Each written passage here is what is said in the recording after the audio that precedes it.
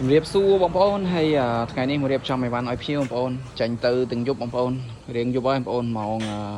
8ជាងហើយទំនឹងបានឲ្យជាងរៀបចំថ្ងៃនេះចាញ់ទៅបងនៅទីរួមខេត្តស្ទឹងត្រែងគាត់កំងប្រភេទអង្គមខ្នងបោជាមួយនឹងប្រភេទខ្នងចុចហើយគាត់ក៏កំងថែមជាមួយនឹងឈុតតាំងត្រឡោកបងប្អូនសម្រាប់បដូងើបដូត្រឡោកហើយជាមួយនឹងសង់ត្រេយេនគាត់យកបន្ថែម2ទៀតអញ្ចឹងរៀបចំដាក់ផ្ញើជូនគាត់បងប្អូនកុំឲ្យខកមួយគាត់ព្រោះប្រាប់គាត់ថាដាក់ផ្ញើទៅថ្ងៃនេះព្រោះអីវ៉ាន់មាននៅក្នុងស្តុបអញ្ចឹងបងប្អូនដល់ពេលឈុតធ្វើយេនឹងជើងតាំងត្រឡោកអត់មានក្នុងស្តុបដល់ពេលអញ្ចឹងឡៃតឡើងអញ្ចឹងទើបនឹងតឡើងរួចបានដាក់ផ្ញើជូនគាត់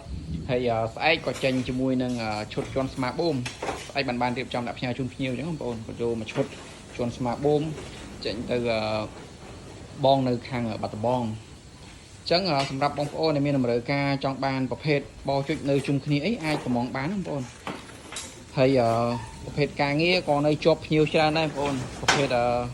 3សេរីហើយនេះដែរបងប្អូនអត់ទាន់បាន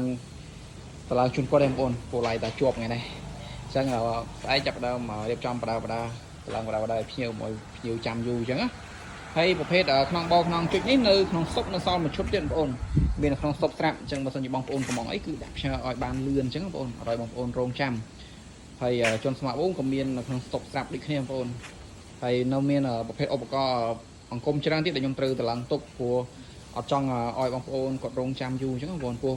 ការអង្គមខ្លះបងប្អូនគាត់ចង់បានរៀងលឿនគាត់អត់ចង់រងចាំអញ្ចឹងបងប្អូនអញ្ចឹងខ្ញុំត្រូវតែតឡើងទុកឲ្យបានច្រើនហើយច្រើនមុខ